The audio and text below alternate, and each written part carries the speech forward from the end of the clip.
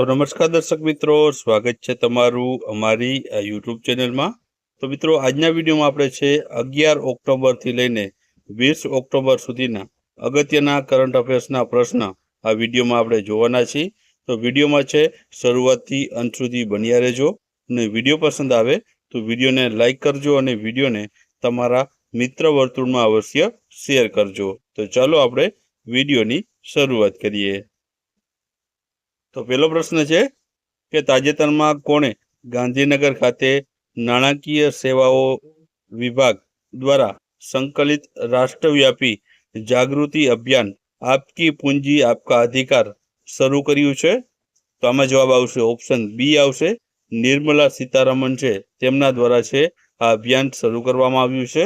ત્યારબાદ આગળનો પ્રશ્ન છે કે તાજેતરમાં કેન્દ્રીય ઇલેક્ટ્રોનિક્સ અને માહિતી ટેકનોલોજી મંત્રી અશ્વિની વૈષ્ણવે ક્યાં નમો સેમિકન્ડક્ટર લેબોરેટરી ની સ્થાપવાની મંજૂરી આપી છે? તો જવાબ આવશે મિત્રો આમાં ઓપ્શન એ આવશે, આઈઆઈટી ભુવનેશ્વર ખાતે।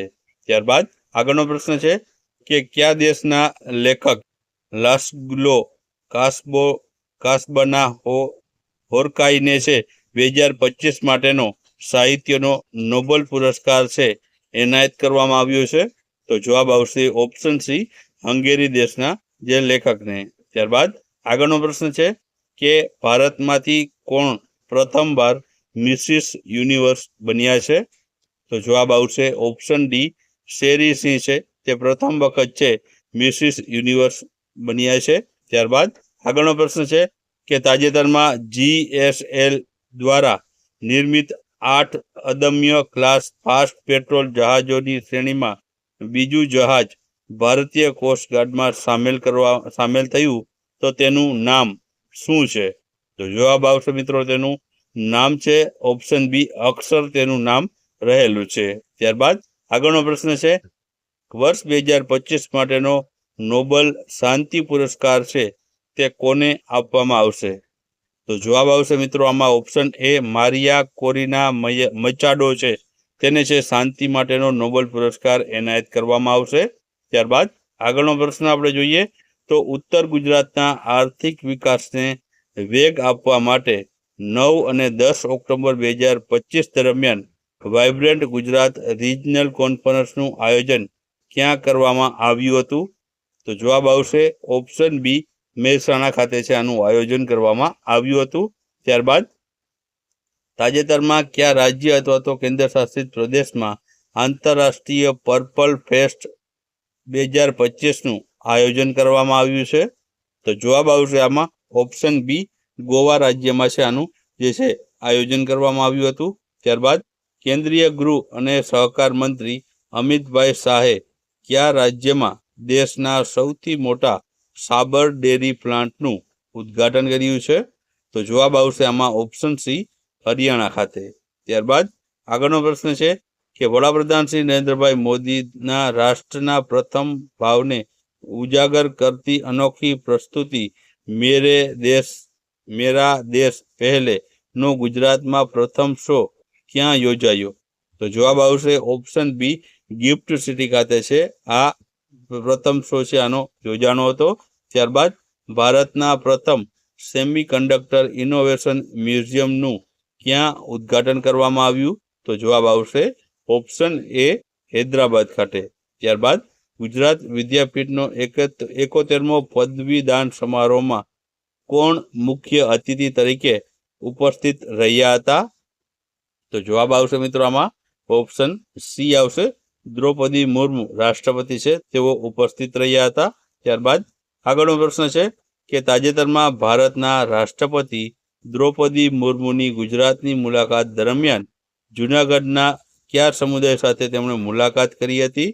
તો જવાબ આવશે ઓપ્શન બી, સિદ્દી સમુદાય સાથે છે તેમણે મુલાકાત કરી હતી। ત્યારબાદ આગળનો પ્રશ્ન છે ભારતનું પ્રથમ integrative oncology research and care centre એટલે કે IORCC ક્યાં શરૂ કરવામાં આવ્યું છે? તો જવાબ આવશે મિત્રો આમાં ઓપ્શન એ, ગોવા ખાતે છે શરૂ કરવામાં આવ્યું છે। ત્યારબાદ આગળનો પ્રશ્ન છે કે 70મા ફિલ્મફેર એવોર્ડ્સ 2025માં કઈ ફિલ્મે સૌથી વધારે 13 જેટલા એવોર્ડો જીત્યા છે? તો જવાબ આવશે ઓપ્શન સી, લાપતા લેડીઝે. ત્યારબાદ આગળનો પ્રશ્ન જોઈએ તો તાજેતરમાં કોણે તેમની sports athletic brand 10XU launch કરી છે? તો જવાબ આવશે ઓપ્શન એ, સચિન તેંડુલકરે છે આ જે છે તેની સ્પોર્ટ્સ બ્રાન્ડ છે લોન્ચ કરી છે. ત્યારબાદ ભારતને કેટલી વાર સંયુક્ત રાષ્ટ્રની માનવ અધિકાર પરિષદમાં સભ્યપદ મળ્યું છે?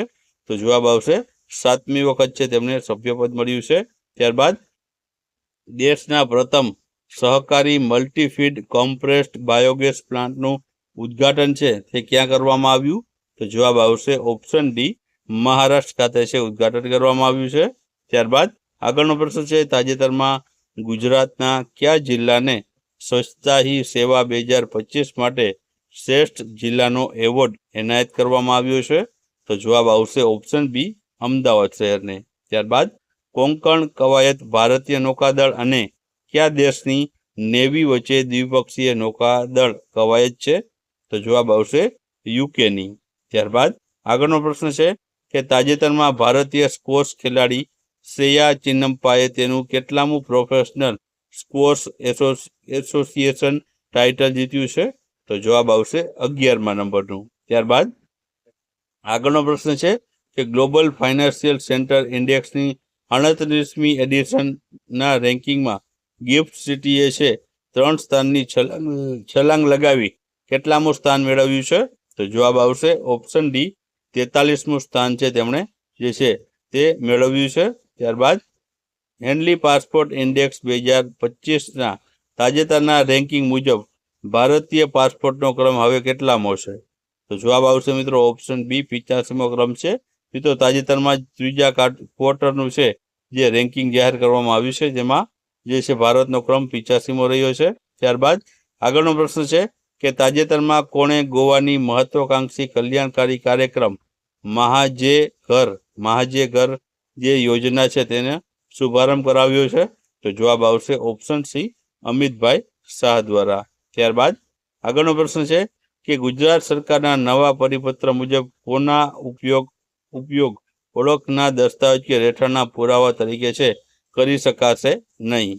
તો જવાબ આવશે આમાં ઓપ્શન બી, રેશન કાર્ડનો ઉપયોગ હવે મિત્રો છે તે દસ્તાવેજ કે રહેઠાણના પુરાવા તરીકે છે હવે કરી શકાશે નહીં. ત્યારબાદ 11મી ઇન્ડિયા ઇન્ટરનેશનલ સાયન્સ ફેસ્ટિવલ 2025નું આયોજન ક્યાં કરવામાં આવશે? તો જવાબ આવશે ઓપ્શન સી, ચંદીગઢ ખાતે છે આનું આયોજન કરવામાં આવશે.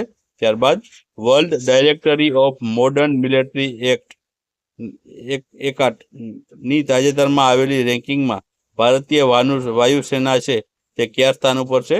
તો જવાબ આવશે ઓપ્શન સી, 3જા ક્રમ ઉપર રહી છે. ત્યારબાદ આગળનો પ્રશ્ન છે કે કયા રાજ્યના સહકાર વિભાગે છે આભાર લેખન અભિયાન અંતર્ગત 1,11,00,000થી વધુ પોસ્ટકાર્ડ સાથે ગિનિસ વર્લ્ડ રેકોર્ડ બનાવ્યો છે? તો જવાબ આવશે ઓપ્શન એ, ગુજરાત સરકારે. ત્યારબાદ આગળનો પ્રશ્ન છે કે તાજેતરમાં કોના દ્વારા મહિલા ઉદ્યોગ સાહસિકો માટે વી રાઇસ પહેલ છે તે શરૂ કરવામાં આવી છે? તો જવાબ આવશે ઓપ્શન સી, નીતિ આયોગ દ્વારા છે આ શરૂ કરવામાં આવ્યું છે. ત્યારબાદ આગળનો પ્રશ્ન છે કે ભારતની પ્રથમ બુલેટ ટ્રેન ક્યાં સુધીમાં કાર્યરત થવાની અપેક્ષા છે? તો જવાબ આવશે ઓપ્શન સી, વર્ષ 2027 સુધીમાં છે કાર્યરત થવાની અપેક્ષા રાખવામાં આવેલી છે.